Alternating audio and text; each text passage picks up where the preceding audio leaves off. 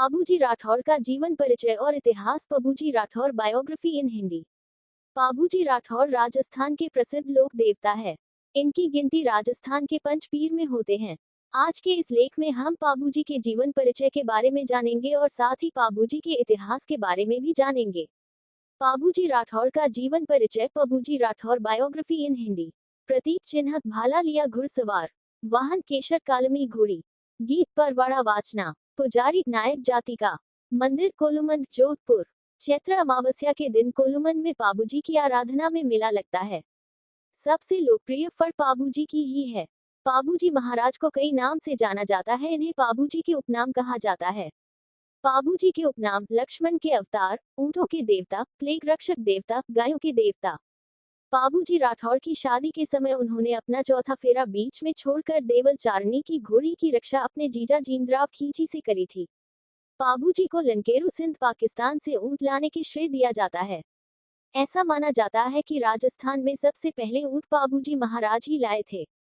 पाबूजी राठौर के पवाड़े रायका या रेबारी जाति के लोग माठ या माठा वाद्य यंत्र बजाते हुए गाते हैं। पाबूजी महाराज के भाई बहन: ऐसा माना जाता है कि बापूजी महाराज 3 बहन भाई थे, जिनमें से उनके बड़े भाई का नाम बुरोजी था व इनकी बहन का नाम पेमदे था। जब पाबूजी ने जींदराव खींची से युद्ध किया था तो पाबूजी की तरफ से उनके बड़े भाई भी युद्ध में लड़े थे। पाबूजी की पत्नी: पाबूजी राठौर का विवाह अमरकोट सिंध के राजा सूरजमल सोढ़ा की पुत्री फूलंदे सुप्यारदे के साथ हुआ था। पाबूजी महाराज हिस्ट्री इन हिंदी। पाबूजी महाराज का इतिहास। पाबूजी राठौर का जन्म 1239 को कोलुमंद में हुआ। इनके पिता का नाम था धांधली राठौर था।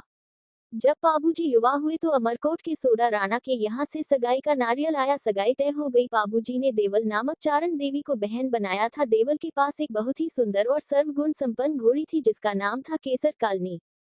देवल अपनी गायों की रखवाली इस घोड़ी से करती थी। इस घोड़ी पर जींदराव खींची की भी नजर थी। वह इस घोड़ी को प्राप्त करना चाहता था।